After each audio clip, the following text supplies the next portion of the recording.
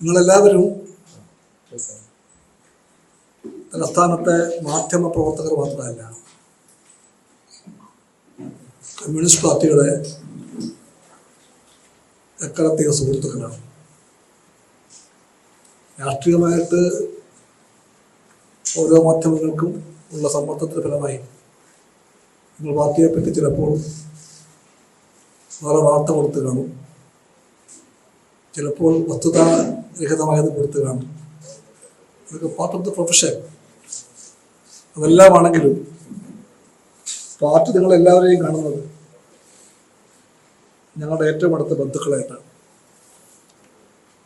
ആ ബന്ധുക്കളെല്ലാം അറിയണം, ഞങ്ങൾ അതിൻ്റെ 26-ാം തീയതി കാലത്തെ നവീകരിച്ച എംഎൻഎസ് നഗരത്തിലേക്ക് പ്രവർത്തനം മാറ്റുകയാണ്. കഴിഞ്ഞ കുറേ കാലമായി പ്രവർത്തിച്ചു പോകുന്ന AITC ആസ്ഥാനമായ ഈ PS സ്മാരകത്തിൽ നിന്ന് കമ്മ്യൂണിസ്റ്റ് പാർട്ടിയുടെ ഈ പുതിയ നവീകരിച്ച ഓഫീസിലേക്ക് പോകുമ്പോൾ നിങ്ങളെല്ലാവരെയും അത് വിളിച്ച് അറിയിക്കണമെന്നുള്ള കടമയെപ്പറ്റിയുള്ള ബോധ്യമാണ്. പാർട്ടി എത്തിയിട്ട് കഴിഞ്ഞ മാത്രമേ സമയം എത്തുമില്ലെങ്കിലും നിങ്ങളെല്ലാവരെയും വിളിച്ചു കൂട്ടി ഇത് അറിയിക്കുക മാത്രമല്ല, നിങ്ങളെല്ലാവരെയും ക്ഷണിക്കാനും ഒരു പ്രസ് നോട്ട് വഴി നവീകരണത്തിൽ ഉദ്ഘാടനമുണ്ട്, എല്ലാവരും വരണമെന്ന് പറഞ്ഞാലും കുഴപ്പമൊന്നുമില്ല. പക്ഷെ അത് പോരാ, നിങ്ങളെല്ലാവരെയും നേരിട്ട് കണ്ട് വിളിച്ച് ഈ കാര്യം പറയാനുള്ള ഞങ്ങളുടെ സൗഹൃദം നിറഞ്ഞ ഒരു ബോധമാണ് അടിയന്തരമായിട്ടും ഈ കൂടിക്കാഴ്ചക്കായി ഞങ്ങൾ നിങ്ങളെ വിളിച്ചത്. ഈ 26-ാം തീയതി പാർട്ടിയുടെ ജന്മദിനമാണ്, 99-ാം ജന്മദിനം. 99 കൊല്ലം മുമ്പ് ഇതേ ദിവസമാണ്, 25 ഡിസംബർ മാസം 26-ാം തീയതിയാണ് കമ്മ്യൂണിസ്റ്റ് പാർട്ടി ജനിച്ചു വീണത് കാൺപൂരിൽ. ഈ ജന്മദിനം ഇന്ത്യയിലെമ്പാടും കമ്മ്യൂണിസ്റ്റ് പാർട്ടി സമുചിതമായി ആചരിക്കുന്നുണ്ട്, ആഘോഷിക്കുന്നുമുണ്ട്. അത് ആ ദിവസമാണ് കേരളത്തിലെ പുതിയ ഓഫീസിലേക്കുള്ള ഞങ്ങളുടെ കയറിക്കൂടലിൻ്റെ, അതൊരു വടക്കൻ ഭാഷയാണ്, വീട്ടിൽ കയറിക്കൂടൽ, അത് ഞങ്ങൾ വച്ചിരിക്കുകയാണ്. എല്ലാവരും എല്ലാ കാലവും ചെയ്ത പോലെ പാർട്ടി ഓഫീസിനെ സ്വന്തം ഓഫീസായി കാണാം. അവിടെ എല്ലാവർക്കും ഇപ്പോൾ സ്വാഗതമുണ്ട്. നിങ്ങളുടെ രാഷ്ട്രീയേതര ചോദ്യങ്ങൾക്കെല്ലാം അളന്നതുപോലെ ഞങ്ങൾ ഭാവിയിലും അവിടെ വെച്ച് ഉത്തരങ്ങൾ പറയും. അതുകൊണ്ട് ഈ ഫ്രണ്ട്ഷിപ്പിൻ്റെ എത്രയോ പഴക്കമുള്ള ഇനിയും അതുപോലെ തുടരാൻ പോകുന്ന സൗഹൃദത്തിൻ്റെ ഭാഗമായിട്ടാണ് ഈ കൂടിക്കാഴ്ച. ചടങ്ങൊന്നും അറിയില്ല. രാവിലെ 10 മണിക്ക് ഓഫീസിനടുത്തുള്ള ചെറിയൊരു ഗ്രൗണ്ടുണ്ട്. ആ ഗ്രൗണ്ടിൽ 10 മണിക്ക് യുവകലാസാഹിതിയുടെ ഒരു ഗാനമേള ആരംഭിക്കും. 10:30 മണിക്ക് ഉദ്ഘാടന യോഗം ആരംഭിക്കും. അത് നീണ്ടുപോകില്ല. 11 മണിക്ക് ഞങ്ങൾ പുതിയ ഓഫീസിന് മുമ്പിൽ നവീകരിച്ച സ്ഥലത്ത് പതാക ഉയർത്തും. ചടങ്ങ് അവിടെ തീരുന്നു. അതിനുശേഷം ഉച്ച കഴിഞ്ഞ് ഓഫീസിൽ വെച്ച് സ്റ്റേറ്റ് കൗൺസിലിൻ്റെ യോഗം ചെയ്തു. ഈ പുതിയ ഓഫീസ് വാസ്തവത്തിൽ എംഎൻഎസ് സ്മാരകത്തിൻ്റെ എല്ലാ സ്വാഭാവികമായ തലയെടുപ്പും ലാളിത്യവും പരിശുദ്ധിയും എല്ലാം അതുപോലെ നിലനിൽക്കുന്ന ഓഫീസായിട്ട് തന്നെയാണ് ഞങ്ങൾ വിഭാവനം ചെയ്തിട്ടുള്ളത്. അതോടൊപ്പം 62 പൂർത്തീകരിച്ച ഈ ഓഫീസ് പുതിയ കാലത്തിൻ്റെ ആവശ്യങ്ങൾക്കൊത്ത വിധത്തിൽ കുറച്ച് മാറ്റത്തിന് വിധേയമായിട്ടുണ്ട്. അത് ഏറെയും സാങ്കേതികമാണ്. പുതിയ സാങ്കേതിക വളർച്ചയുടെ കാലത്ത് കമ്മ്യൂണിസ്റ്റ് പാർട്ടിയെ പോലത്തെ പാർട്ടിയുടെ ഓഫീസിന് ഉണ്ടാകേണ്ട സാങ്കേതിക മികവ് നിങ്ങളുടെ ഓഫീസിൽ വേണമായിരുന്നു. ഇനിയതുണ്ടാകും. അതിൻ്റെ രാഷ്ട്രീയ കർത്തവ്യങ്ങൾ വലുതാവുകയാണ്. അതിനേറെ സ്പേസ് വേണം. ആ സ്പേസും അല്പം കൂടിയിട്ടുണ്ട്. അതുകൊണ്ട് ഒറ്റ വചനത്തിൽ പറയാം, ഈ പുതിയ കാലം ആവശ്യപ്പെടുന്ന രാഷ്ട്രീയ സാങ്കേതിക കർത്തവ്യങ്ങൾ നിറവേറ്റുവാൻ പര്യാപ്തമായ ഒരു കേന്ദ്രമായിട്ട് ഈ ഓഫീസ് മാറും. പാർട്ടിയുടെ വളർച്ചയുടെ പുതിയ ഘട്ടമായി നിങ്ങൾ കാണുന്നു. അവിടെ ഒരു സ്വാഭാവികമായിട്ടൊരു തുടക്കത്തിൽ തന്നെ നിങ്ങൾ സ്വീകരിക്കാൻ വേണ്ടിയുള്ള ഒരു മുറി ഉണ്ടാകും. ഓഫീസ് സ്റ്റാഫിൻ്റെ ഇരിക്കാനുള്ള സംവിധാനങ്ങളുണ്ടാകും. ഒരു പ്രസ് റൂം ഉണ്ടാകും. ലൈബ്രറി നല്ലവണ്ണം സജ്ജീകരിക്കപ്പെടും. ആ ലൈബ്രറിയുടെ ഭാഗമായിട്ട് അല്ലെങ്കിൽ റീഡിംഗ് റൂം, പത്രങ്ങൾ വായിക്കാൻ റീഡിംഗ് റൂം ഉണ്ടാകും. ലൈബ്രറി അവിടെ ഇരുന്നുകൊണ്ട് റഫർ ചെയ്യാനുള്ള ഒരു കേന്ദ്രം കൂടിയായിട്ട് മാറും. വിജ്ഞാന തൃഷ്ണയുള്ള രാഷ്ട്രീയ ചരിത്രാന്വേഷികൾക്ക് ഉത്തരവാദിത്തപൂർവ്വം അച്ചടക്കം പാലിച്ചുകൊണ്ട് വന്നു പോകാനും റഫർ ചെയ്യാനും പറ്റിയ കേന്ദ്രമായിട്ട് ആ ലൈബ്രറി തുടർന്നും പ്രവർത്തിക്കും. അതിൻ്റെ മുകളിൽ ഒരു പുതിയ ഹാളുണ്ടാകും. ആ പുതിയ ഹാൾ വെച്ചായിരിക്കും സ്റ്റേറ്റ് കൗൺസിൽ കൂടുക. പഴയ ഞങ്ങളുടെ ഓഫീസിൻ്റെ സ്റ്റേറ്റ് കൗൺസിൽ ഹാൾ ഇടുങ്ങി വന്നായിരുന്നു. എല്ലാവരും വന്നാൽ ഇരിക്കാൻ തന്നെ ഞങ്ങൾ ഞെരുങ്ങിയിരുന്നു. പുതിയ ഓഫീസിൽ ആ ഞെരുക്കമുണ്ടാവുകയില്ല.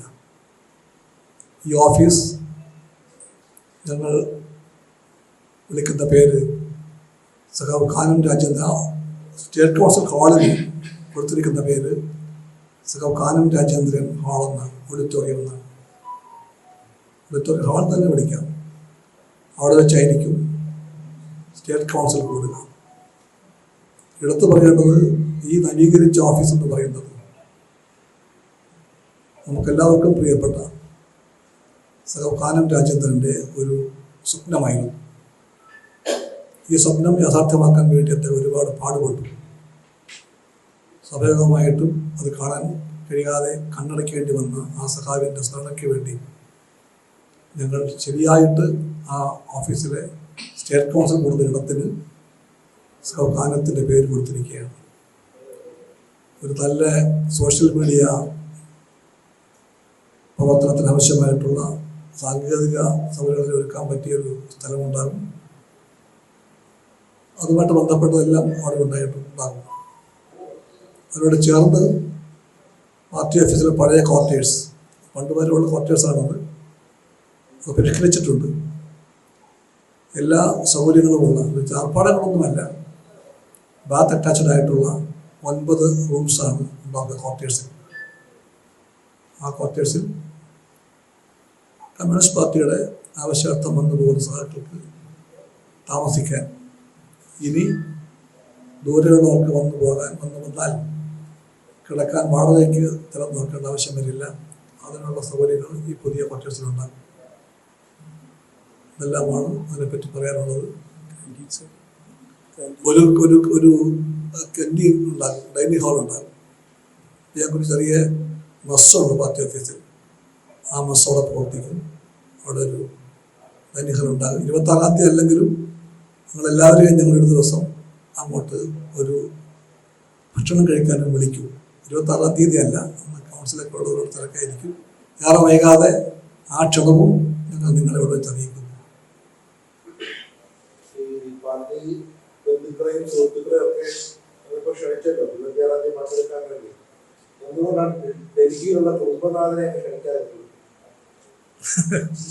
ആ ചോദ്യം നന്നായി ചോദിച്ചത്.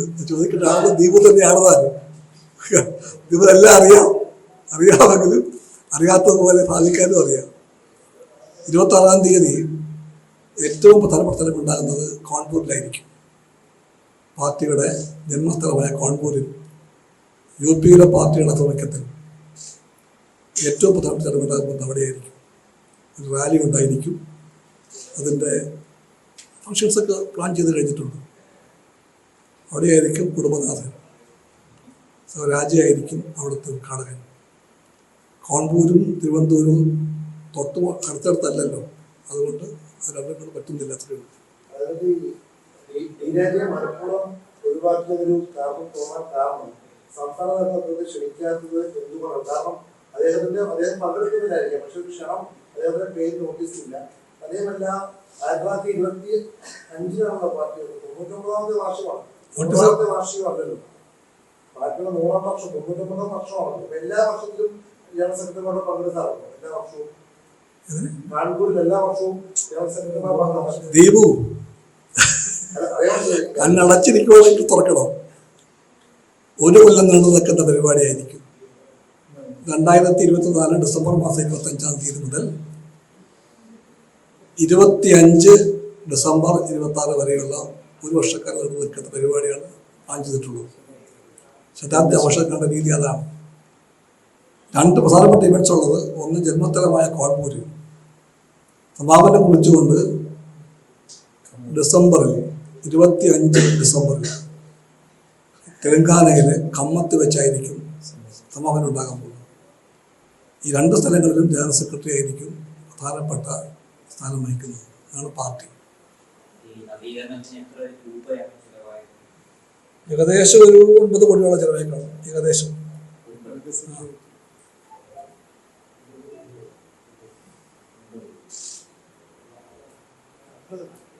അന്തിമ കണക്കായിട്ടില്ല. ഇതിൽ ഏകദേശം അത്രയാകും. എല്ലാം കഴിയും. 9 ആണ്. 50 അല്ല, 9 കോടി. ദീപ് എക്സിക്യൂട്ടീവ് ഉണ്ടായിരുന്നല്ലോ. എക്സിക്യൂട്ടീവ് മറ്റെന്തെങ്കിലും രാഷ്ട്രീയ ചർച്ചകൾ നടത്തിയിട്ടുണ്ടോ? പ്രത്യേകിച്ചും തൃശ്ശൂർ പൂരവുമായി ബന്ധപ്പെട്ട നിങ്ങളുമായിട്ട് പങ്കിടാനുള്ള പ്രധാനപ്പെട്ടതൊന്നും ചർച്ച ചെയ്തിട്ടില്ല. ഈ ADGP MRS റിപ്പോർട്ടിന്റെ പകർപ്പ് പുറത്തു വന്നിട്ടുണ്ട്. അപ്പോൾ അതിനകത്ത് പൂരം കടക്കാൻ ശ്രമം നടത്തുന്നത് ദേവസ്വങ്ങളാണ് കടക്കാൻ ശ്രമിച്ചതെന്നുള്ള ആക്ഷേപമാണ് റിപ്പോർട്ടുള്ളത്. CPI ആ റിപ്പോർട്ട് വിശ്വസിക്കുന്നു. അതേപ്പറ്റി എന്തെങ്കിലും പറയാനുണ്ടെങ്കിൽ അത് വേറെ ദിവസത്തെ പറയാം. ഇപ്പൊ ഒന്നും പറയുന്നില്ല. ഇതിന്റെ ഉദ്ദേശം ഇതാണ്: നിങ്ങളെല്ലാവരെയും സ്നേഹപൂർവ്വം ക്ഷണിക്കുക. നിങ്ങളുടെ സ്നേഹത്തിനപ്പുറത്തുള്ള വാത്സല്യവും എല്ലാം അനുഭവിക്കുക. എല്ലാവരും പങ്കെടുത്ത് ഉറപ്പാക്കുക. അതാണ് ഇതിന്റെ ഉദ്ദേശം.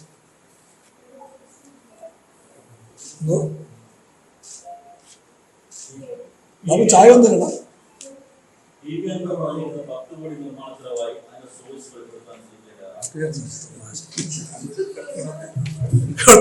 സംസാരിക്കാം.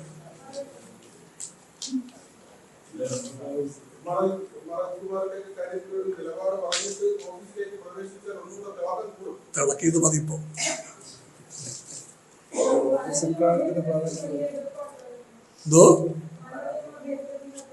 ഈ യോഗത്തിന്റെ ഉദ്ദേശം, ഈ പ്രസ് മീറ്റിന്റെ ഉദ്ദേശം ഒന്ന് മാത്രമാണ്. അത് പുതിയ ഓഫീസിന്റെ ഉദ്ഘാടനത്തിന്റെ, നവീകരിച്ചതിന്റെ ഓഫീസ് ഉദ്ഘാടനത്തിന്റെ കാര്യം നിങ്ങളെല്ലാം അറിയിക്കുക. നിങ്ങളുടെ എല്ലാം പങ്കാളിത്തം ഉറപ്പാക്കുക. നിങ്ങളുടെ എല്ലാ സ്നേഹത്തിന് ഞങ്ങൾക്ക് നല്ല വിശ്വാസവും ഞങ്ങൾക്ക് പൂർവ്വമുണ്ടതിനോട് നിങ്ങളെല്ലാം വരണം. കത്ത് മെസ്സേജ് അറിയിച്ച മാത്രം വരുന്ന തോന്നി. സംസ്ഥാന സെക്രട്ടറിക്ക് എങ്ങനെയാണ് ഭരണനിയമ ഭേദഗതിയുമായി ബന്ധപ്പെട്ട വിഷയത്തിൽ നിങ്ങളുടെ ഘടകകക്ഷിയായ ജോസ് കെ മാണി ഇന്ന് സ്കീമിനെ കണ്ട് നിങ്ങൾക്ക് എതിർപ്പോടെ പറഞ്ഞിട്ട് അങ്ങനെയൊക്കെ എങ്ങനെയാണ് കേവലം ഇത് കെട്ടിട ഉദ്ഘാടനം ക്ഷണിക്കാനുള്ള വാർത്താസമ്മേളനം പറഞ്ഞ് ഒഴിഞ്ഞു മാറാൻ പറ്റുക? അതൊക്കെ യഥാസമയത്ത് പറയേണ്ടതെല്ലാം പറയാൻ ഉള്ള കേൾപ്പും ബോധവുമുള്ള പാർട്ടിയാണ് CPI. മുഖ്യമന്ത്രിയെ കണ്ടിട്ടുണ്ട്, അവർക്ക് എതിർപ്പ് പറഞ്ഞിട്ടുണ്ട്. അപ്പൊ വനനിയമ ഭേദഗതിയിൽ എന്താ? കാരണം കർഷകർ ഇട്ട് നോക്കുന്നുണ്ട്. വനനിയമ ഭേദഗതി അങ്ങ് പഴയ വനമന്ത്രി കൂടിയാണ്. എന്താണ് വനനിയമ ഭേദഗതിയിൽ CPIയുടെ നിലപാട്? CPI എന്തുകൊണ്ടാണ് നിലപാട് പറയാത്തത്? കമ്മ്യൂണിസ്റ്റ് പാർട്ടിക്ക് പറയേണ്ട കാര്യങ്ങൾ അത് തീർച്ചയായിട്ടും പറയേണ്ട സമയത്ത് പറയും.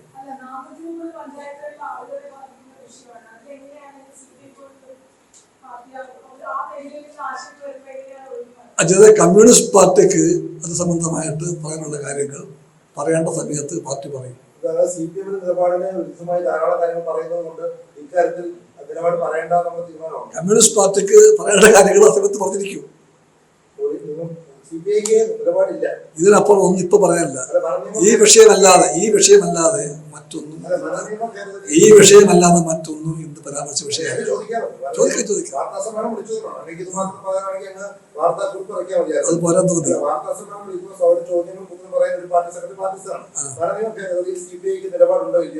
ഉത്തരം ഇതാണ്: കമ്മ്യൂണിസ്റ്റ് പാർട്ടി നിലപാടുകൾ ഇതൊഴിച്ചുള്ള ബാക്കി ഏത് കാര്യത്തെ പറ്റിയും ഇവിടെ വെച്ചൊന്നും പറയില്ല. അത് പറയേണ്ട സമയത്ത് പറയാം.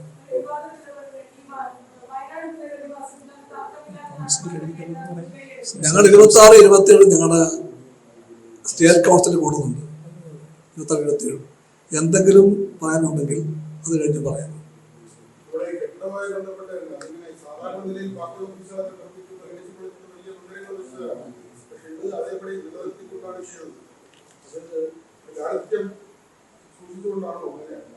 അല്ല, എം.എൻ. സ്മാരകത്തിന് പഴയ ചരിത്രവും പാരമ്പര്യവും. അതിൻ്റെ ഭാഗമാണ് അതിൻ്റെ ലാളിത്യവും അതിൻ്റെ പ്രൗഢിയും ലാവണ്യവും. അത് രാഷ്ട്രീയത്തിൻ്റെ ചരിത്രത്തിൽ ഏറ്റവും പ്രധാനപ്പെട്ട പലതിൻ്റെയും വേദിയാണ്. അതൊരുപാട് വലിയ മനുഷ്യരുടെ പ്രവർത്തന കേന്ദ്രമായിരുന്നു. അവിടുത്തെ 2 ഓഫീസ് സെക്രട്ടറിമാർ, വിജയൻ സാറും CM, നിങ്ങൾക്കവരറിയില്ല. അവർ കമ്മ്യൂണിസ്റ്റ് പാർട്ടിയുടെ വൻ നേതാക്കന്മാരായിരുന്നു. കോൺഗ്രസ് പാർട്ടിയുടെ KPCCയുടെ ഓഫീസ് സെക്രട്ടറിമാരായിരുന്നു. കോൺഗ്രസിൽ നിന്നും വളർന്ന് പിന്നീട് കോൺഗ്രസ് സോഷ്യലിസ്റ്റ് പാർട്ടിയായി. ഈ 2 പേരും ആ പാർട്ടിയുടെ ഓഫീസ് സെക്രട്ടറിമാരായിരുന്നു. കോൺഗ്രസ് സോഷ്യലിസ്റ്റ് പാർട്ടി പിന്നീട് 39 കമ്മ്യൂണിസ്റ്റ് പാർട്ടിയായി. ഈ സഖാക്കൾ അവിടെ ഓഫീസ് സെക്രട്ടറിമാരായി. അവർ കമ്മ്യൂണിസ്റ്റ് പാർട്ടി നേതാക്കന്മാരായി. എല്ലാ നേതാക്കന്മാരും ആദരിച്ച ചരിത്രപാതയുള്ള അത്തരം നേതാക്കളെല്ലാം പ്രവർത്തിച്ച അവർ സെക്രട്ടറിമാരായിരുന്നില്ല, ഓഫീസ് സെക്രട്ടറിമാരായിരുന്നു. പക്ഷെ അവരെ പോലെ വലിയ വലിയ ആളുകൾ ജീവിച്ച് പ്രവർത്തിച്ചൊരു ഓഫീസാണ്. ആ ഓഫീസിലെ പേരൊക്കെ പറയാൻ പോയാൽ നീണ്ട പരമ്പരയാണ്. ആരുടെ പേരിലാണ് അറിയപ്പെടുന്നത്? ആ M.N.ന്റെ പേര് മുതൽ Achutha Menon, TV Thomas, KC George, അങ്ങനെ വലിയ പരമ്പരയാണ്. KV ശ്രീധരദാശൻ, വിളിയം ഭാർഗവൻ, നീണ്ട പരമ്പര, ചന്ദ്രപ്പൻ, ഇവരെല്ലാം പ്രവർത്തിച്ച ഓഫീസിന് ഒരു വലിയ ചരിത്രമുണ്ട്. ആ ഓഫീസിൻ്റെ ചരിത്രത്തെപ്പറ്റി ഓർക്കുമ്പോൾ ഞങ്ങൾക്ക് എല്ലാവർക്കും കടമകളെപ്പറ്റി ബോധ്യമുണ്ട്. അതിൽ ഗൗരവം ഞങ്ങൾക്കറിയാം. ഞങ്ങളെല്ലാം പാലിക്കേണ്ട രാഷ്ട്രീയ അച്ചടക്കത്തിൻ്റെയും പ്രവർത്തന വിശുദ്ധിയുടെയും ഭാഗം ഞങ്ങൾക്ക് ഓർമ്മ വരും. അതെല്ലാം ഓർത്തുകൊണ്ടായിരിക്കും നിങ്ങൾ പുതിയ ഇടത്തേക്ക് പ്രവർത്തനം മാറ്റുന്നത്. നിങ്ങളുടെ എല്ലാ സഹകരണം വേണം.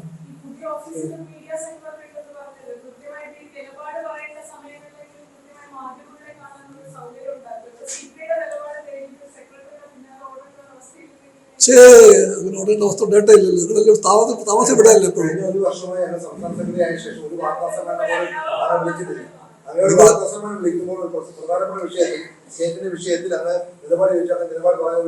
നിങ്ങളെല്ലാം ഇവിടെ സ്ഥിരമായിട്ട് ഉണ്ടാകാറുണ്ട്.